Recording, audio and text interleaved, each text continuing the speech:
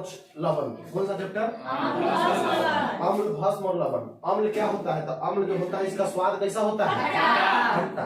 जो पदार्थ के स्वाद खट्टा होगा उसको क्या बोलेंगे? अम्ल। क्या बोलेंगे? अम्ल के पीएच मान कितना होता है? 7 से कम होता है। कितना होता है?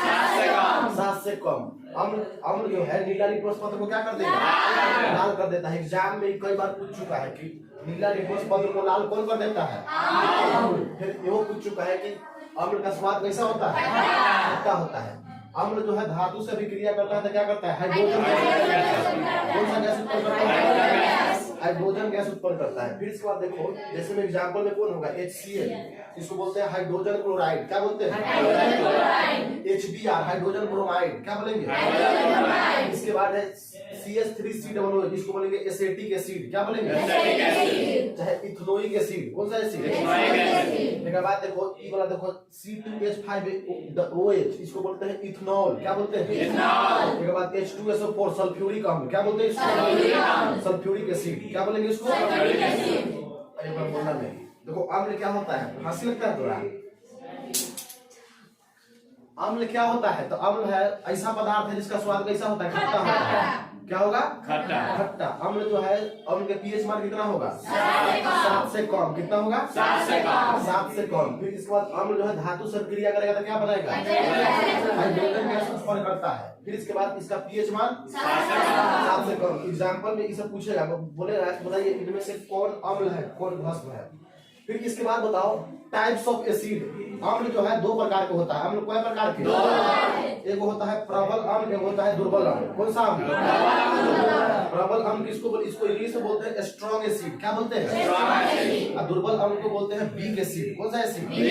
तुमको समझ में आ रहा है? प्रबल अम्ल किसको बोलेंगे? तो वैसा अम्ल जो जल में घुलकर 100% H+ देता हो। क्या देता हो? 100% H+ देता है उसको बोलेंगे प्रबल अम्ल। जो 100% H+ नहीं देता है उसको क्या बोलेंगे? दुर्बल अम्ल। जैसे यहाँ पे देखो 100% कौन देगा? HCl। क्या कौन देगा? HCl। HCl के जैसे पानी में मिलाएंगे ना, कहाँ पे? HCl के पानी में मिलाएंगे। HCl के पानी में मिलाएंगे तो क्या होगा?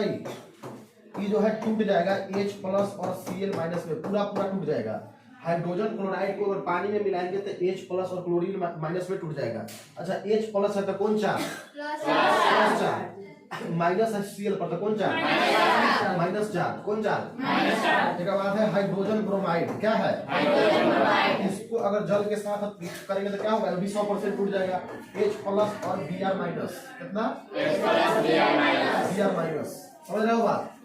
फिर बाद आगे देखो, आगे है दुर्बल अम्ल।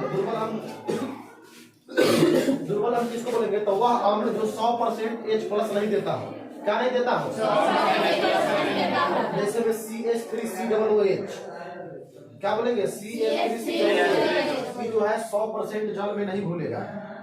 नहीं घुलेगा। ये भी अम्ल है। देखो लास्ट में OH लगा हुआ है। एग्जाम में तुमको कंफ्यूज करने के लिए देखो, हम लोग जानते हैं कि OH वाला क्या होता है? OH वाला जो होता है भस्म होता है, लेकिन एग्जाम में कंफ्यूजन करने के लिए थोड़ा OH वाला देगा। कौन देगा? OH वाला। लेकिन है ये अम्ल। कौन सा अम्ल? ये कमजोर अम्ल है, दुर्बल है, लाचार है। क्या है ये? समझ रहे हो बात? तो CH3COOH इसको क्या बोलेंगे? Acetic acid. कौन सा एसिड? जैसी एक पानी में रखेंगे, कहाँ पे रखेंगे? घबरा रहा है।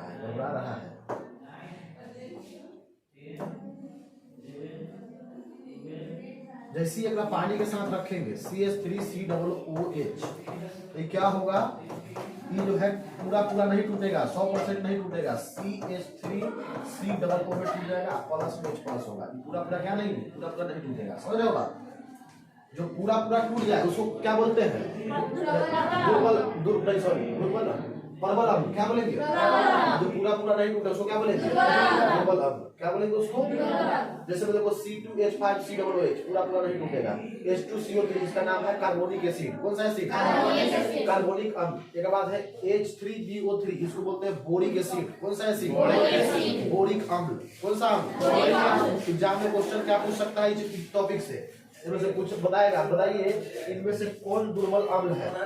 क्या बोलेगा? इनमें से दुर्बल अम्ल कौन है? वीक एसिड कौन है? ऑप्शन में 2-4 को दिए रहेगा, जैसे Cl HBr CH3COOH, इनमें से कोई नहीं तो कौन हो जाएगा CH3COOH। जगह में लगातार OH जुड़ल रहेगा ना, समझ जाना कि कौन सा अम्ल है, 100% H प्लस हाइड्रोजन गैस नहीं देगा। फिर इसके बाद देखो कुछ प्रकृति में पाए जाने वाले अम्ल। यहाँ से एग्जाम में क्वेश्चन रहना ही रहना है, हर एक साल हर एक बार पूछता है एग्जाम में क्वेश्चन कि मतलब कुछ पदार्थ है उसमें कौन सा अम्ल पाया जाता है। जैसे में देखो संतरा और नींबू में कौन सा अम्ल पाया जाएगा, सिट्रिक अम्ल। कौन सा अम्ल, सिट्रिक अम्ल। फिर सेब में कौन सा अम्ल, मैलिक अम्ल। कौन सा अम्ल, एक बाद इमली में कौन सा अम्ल, जल्दी लिखा हुआ यहाँ पे होगा टैटैरिक अम्ल। कौन सा अम्ल, टैटैरिक अम्ल होगा, टैटैरिक एसिड। टैटैरिक एसिड कौन सा एसिड, टैटैरिक एसिड। कौन सा एसिड होगा, फिर इसके बाद देखो टमाटर में कौन सा अम्ल, ऑक्जेलिक अम्ल। टमाटर में पाया जाता है ऑक्जेलिक अम्ल। कौन सा अम्ल, सिरका में पाया जाता है एसेटिक अम्ल। कौन सा अम्ल, एसेटिक अम्ल। दही में लैक्टिक अम्ल। दही में कौन सा अम्ल, दही में लैक्टिक अम्ल। अमाशय में कौन सा अम्ल, HCl पाया जाता है हाइड्रोक्लोरिक अम्ल। कौन सा अम्ल, हाइड्रोक्लोरिक अम्ल। कौन सा, हाइड्रोक्लोरिक अम्ल। फिर इसके बाद देखिए विटामिन सी में कौन सा अम्ल, एस्कॉर्बिक अम्ल। कौन सा अम्ल, एस्कॉर्बिक एसिड। कौन सा अम्ल, इसके बाद लाल चींटी में पाया जाता है। एग्जाम में देखो यहाँ कौन कौन पूछ चुका है, संतरा पूछ चुका है, सेब पूछ चुका है, इमली पूछ चुका है, टमाटर पूछ चुका है, सिरका पूछ चुका है, फिर के बाद लाल चींटी पूछ चुका है, दहियो पूछ चुका है। ये दो अभी तक नहीं पूछा है, हो सकता है भविष्य में हो दो कहीं पूछ दे। इस सारा मॉडल पेपर में से हम जितना है सबको मतलब कौन कई साल में कौन कौन पूछा है सारा अगर एक साइड में इसको हम किए, जो पूछने वाला है ना, जो प्रकृति में पदार्थ जो पाए जाते हैं उसको एग्जाम में बार बार कई बार पूछा है, समझा समझी कि नहीं। तो इसको हम बार पूरा एकदम लिख के लाए कि कौन सा कौन पूछा है, तो यहाँ से क्वेश्चन बनने की संभावना ज्यादा है। एग्जाम में अभी हम वही टॉपिक बता रहे हैं जो एग्जाम में पूछता है, एग्जाम में बार बार वहां से क्वेश्चन बनता है, वही टॉपिक हम बता रहे हैं। संतरा में एक बार और बोलिए, संतरा नींबू में कौन सा, कौन सा, सेब में कौन सा, इमली में कौन सा, टमाटर में कौन सा, सिरका में कौन सा, दही में कौन सा, लैक्टिक अम्ल। कौन सा, उसके बाद अमाशय में, अच्छा HCl के काम क्या है, भोजन को खट्टा बनाना। क्या बनाना, भोजन को खट्टा बनाना, अम्लीय बना देता है। क्या बना देता है, एक बाद विटामिन सी, एस्कॉर्बिक एसिड। कौन सा एसिड, लाल चींटी में कौन सा एसिड, फॉर्मिक अम्ल। कौन सा, फॉर्मिक अम्ल। फिर आगे देखते हैं, आगे है बेस। बेस क्या होता है, देखो इसका स्वाद कैसा होगा, इसका स्वाद जो होता है कड़वा होता है। कैसा होता है, करेला की तरह लगेगा। कैसा लगेगा, अच्छा ये जो है क्या करेगा, लाल लिटमस पत्र को नीला कर देता है। लाल लिटमस पत्र को क्या करेगा, नीला कर देता है। क्या कर देता है, नीला कर देता है। धातु से अभिक्रिया करके क्या देगा, OH माइनस। क्या देगा, OH माइनस। इसका pH मान कितना होगा, 7 से अधिक। 7 से अगर कम है तो क्या होगा, अम्ल। 7 से अधिक तो एकदम राइट 7 है तो क्या होगा, न्यूट्रल होगा। क्या होगा, न्यूट्रल होगा। जैसे पानी के pH मान कितना होता है, 7 होता है। खून के कितना होगा, 7.4। एग्जाम में सब खूब रिपीट होता है। भस्म जो होता है 2 प्रकार के, क्या प्रकार के, कौन, परमल भस्म। देखो जो 100% OH माइनस मुक्त करता है उसको बोलेंगे परमल अम्ल, सॉरी परमल भस्म। कौन सा भस्म, जो 100% OH माइनस मुक्त नहीं करता है उसको क्या बोलेंगे, दुर्बल भस्म। कौन सा भस्म, दुर्बल भस्म। जैसे एग्जांपल में देखो सोडियम हाइड्रोक्साइड और पोटेशियम हाइड्रोक्साइड, एक पानी के साथ मिलाएंगे सोडियम हाइड्रोक्साइड को तो सोडियम और OH माइनस में टूट जाएगा, 100% टूट जाएगा, पूरा टूट जाएगा। लेकिन यहाँ पे है NH4OH, अमोनियम हाइड्रोक्साइड, इसको पानी में मिलाएंगे तो 100% नहीं टूटेगा। समझ रहे हो, तो इसीलिए कौन सा भस्म है, दुर्बल भस्म। कौन सा भस्म, दुर्बल भस्म। इसके बाद एग्जाम में आप 2 नंबर में क्वेश्चन बन सकता है चाहे 5 नंबर में कि अम्ल और भस्म में अंतर बताए। तो अब देखो सुनो, पहले बात मेरा सुनना तो इसके बाद बोलना। अम्ल जो होता है इसका स्वाद कैसा होगा, खट्टा होता है। भस्म के स्वाद कैसा होगा, कड़वा होता है। कैसा होता है, अच्छा ये नीला लिटमस पत्र को अम्ल क्या करता है, लाल कर देगा। ये लाल को क्या करेगा, नीला कर देगा। इसका pH मान कितना, 7 से कम। भस्म का pH मान 7 से अधिक। क्या होता है, 7 से अधिक। इसके बाद आगे देखो, एक बाद है पीएच मापदंड। क्या है? पीएच मापदंड। इसको बोलते हैं पीएच स्केल। क्या बोलते हैं? PH scale. एगो वैज्ञानिक थे सोरेनसन। कौन था? सोरेनसन। 1906 में एगो वैज्ञानिक थे सोरेनसन। कौन था? सोरेनसन। वो एगो देखे कि अच्छा ये कितना नापते जाए कि 7 से कम रहेगा तो ये होगा, 7 से अधिक रहेगा। मतलब वो अम्ल भस्म के पहले कैसे पहचाना जाता था? तो पहले स्वाद से पहचाना जाता था कि जेकर स्वाद खट्टा रहेगा वो अम्ल होगा, और जेकर स्वाद क्या रहेगा? कड़वा रहेगा, उसको क्या बोलेंगे? भस्म। लेकिन इनको सोरेनसन साहब जो थे 1906 में वैज्ञानिक है, ये सोचे कि कैसे इनमें कोई हानिकारक पदार्थ भी हो सकता है, कोई लाभदायक पदार्थ भी हो सकता है कि नहीं? तो कोई जो है जानलेवा भी हो सकता है और कोई जो है फायदेमंद भी हो सकता है। तो इसीलिए दिमाग लगाए। इसके बाद एगो स्केल बना दिए। क्या बना दिए? अम्ल और भस्म के पहचान के लिए एगो स्केल बना दिए 1906 में। सोरेनसन नामक एगो वैज्ञानिक थे जिन्होंने 1906 में एगो स्केल बना दिए। क्या बना दिए? अम्ल और भस्म के पहचान के लिए क्या बना दिए? स्केल, जिसे क्या बोला गया? मापदंड। क्या बोला गया? अच्छा, बोले क्या ही वैज्ञानिक जो थे सोरेनसन बोले कि अगर 7 से कम रहेगा तो अम्ल होगा। क्या रहेगा? 7 से जेकर पीएच मान अगर 7 से कम होगा, जैसे मान लो अम्ल के वो डिब्बा है, डिब्बा में अम्ल रखा हुआ है, ओकरा ऐसे में डुबा देंगे, जब उसको देखेंगे 7 से कम आ गया, उस पे स्केल पे शो कर गया पीएच स्केल पे, तो क्या होगा? अम्ल होगा। और 7 से अधिक हो गया तो क्या होगा? भस्म। क्या होगा? भस्म होगा। यहाँ से एग्जाम में क्वेश्चन पूछता है भस्म कहेंगे, क्या बोलेंगे उसको? और राइट 7 आ गया तो क्या होगा? उदासीन। क्या होगा? क्या बोलेंगे उसको? उदासीन, न्यूट्रल होता है। एक बात ये भी बोले कि जैसे जैसे अम्लीयता घटेगा, जैसे जैसे अम्लीयता घटेगा वैसे वैसे क्या बढ़ेगा? क्षारीयता बढ़ेगा। क्या बढ़ेगा? जैसे यहाँ पे हम समझा रहे हैं, देखो यहाँ पे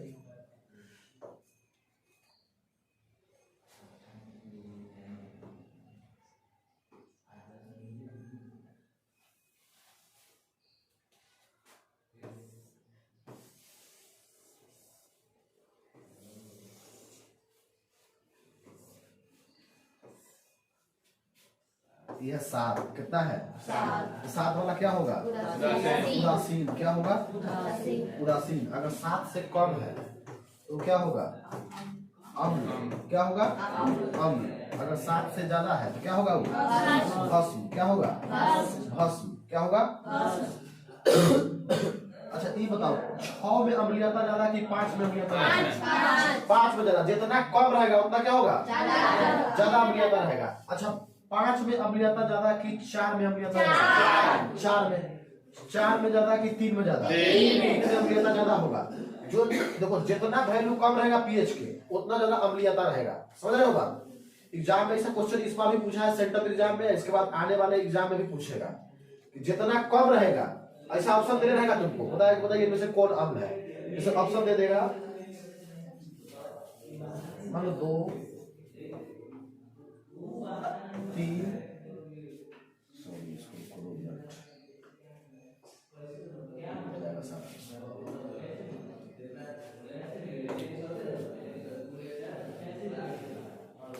यहाँ पे 14, यहाँ पे बी में दे दिया 8, सी में दे दिया 4, डी में दे दिया 7। बोले आप बताइए इनमें से कौन अम्लीयता है? 4। क्या होगा? 4 अम्लीयता है। जितना मान जितना कम रहेगा वो क्या होगा? अच्छा सबसे ज्यादा अम्ल पीएच मान किसका होगा? 1 का।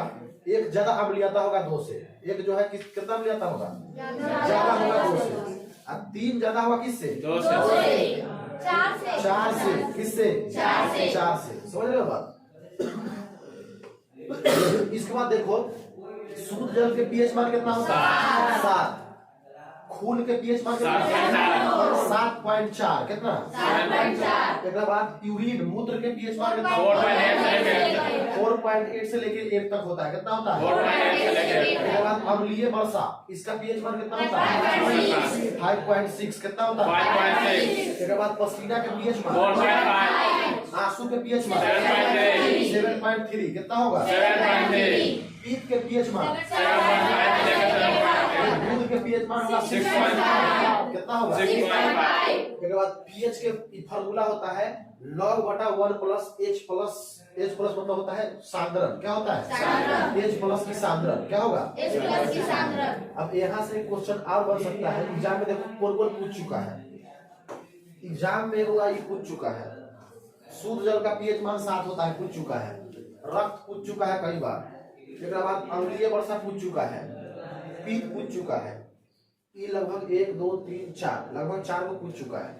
आंसू के अभी तक नहीं देखे, आंसू के अभी तक नहीं पूछा है। मेरे का बाद अमाशय दिया है? नहीं दिया है। अमाशय का भी पूछा है, 4 पॉइंट समथिंग होता है उसका।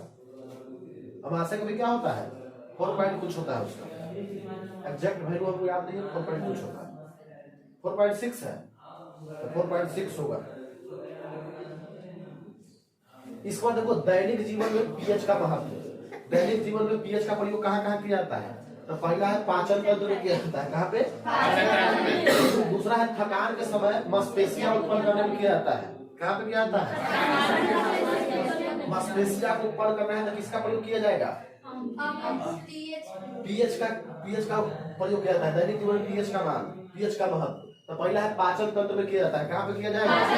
पाचन तंत्र में किया जाएगा। दूसरा थकान के समय मांसपेशियां उत्पन्न करने के लिए किया जाता है। कहाँ पे किया जाएगा? एक बाद बर्तन के धब्बा दूर करने में किया जाता है। कहाँ पे किया जाता है? बर्तन के धब्बा दूर करने में। एक बार देखो लवण क्या होता है? तो जब अम्ल भस्म के साथ अभिक्रिया करता है तो लवण का निर्माण करता है। किसका निर्माण? लवण का निर्माण। तो इसी प्रक्रिया को उदासीनीकरण कहते हैं। क्या बोलते हैं? एग्जाम में कई बार रिपीट हो चुका है। उदासीनीकरण अभिक्रिया किसे कहते हैं? तो जब अम्ल जो है भस्म के साथ अभिक्रिया करेगा तो क्या बनाएगा? लवण। उसी प्रक्रिया को बोलेंगे क्या? यहाँ पे देखो सोडियम हाइड्रोक्साइड। ये क्या है?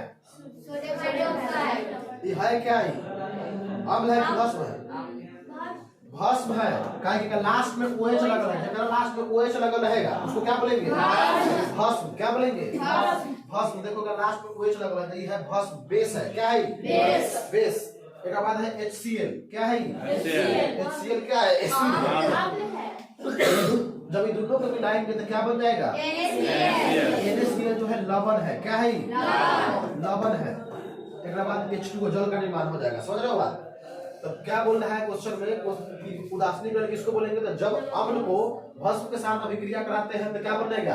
लवण। इसी प्रक्रिया को बोलेंगे उदासीनीकरण। When acid react with base, then it form salt. Then this process is called neutralization. समझ रहे हो? अब अगर बात कल के क्लास में पढ़ेंगे, कल लास्ट एक और होगा इसका कुछ उपयोगी लवण के बारे में। एक बाद ये चैप्टर हो जाएगा इन, बड़ा चैप्टर है।